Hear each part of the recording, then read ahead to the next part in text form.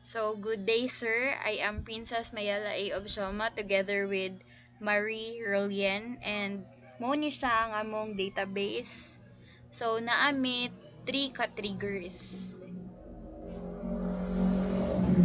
So, mo ni siya among 3 ka-triggers. First is create user profile. So, after insert. So, mo-trigger siya pag mag-input si user og new nga information and also mo-add dayon siya diretso sa user table. So, next is the prevent duplicate emails. So, before insert. So, before mag-insert, i-validate pa sa system ay siya mag-add sa table. So, mo-trigger ni siya if ang gi-insert sa user kay ga-exist na. And lastly, update last login before update. So, mo-trigger ni siya before ang data is modified sa database. So, naapod mi tulo ka procedures. Nara, mo ni among tulo ka procedures. First, it get user details by ID. So, same lang ni sila sa login user.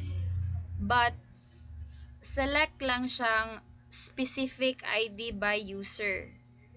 So, next is the login user. So, kani siya, ga-perform ni siya o ga-operate fetch all columns. O sa user table, sir, with specific information nga gina-insert. And lastly, kay register user. So, ga-perform ni siya insert og mag-add siya grow sa database if the user insert or mag-input nga provided ang username, email, and password. So, akong ipakita ang code kung giunsa na mo siya pag call sa stored procedure. So, first, ang sa register, mo ni siya among gamit sa pag-call procedure, sir. So, next, kay ang login, mo ni siya pod among gamit sa call procedure, sir. Tara, pag-call. Ginani na pag-call sa procedures. Tapos, next, kay ang get users.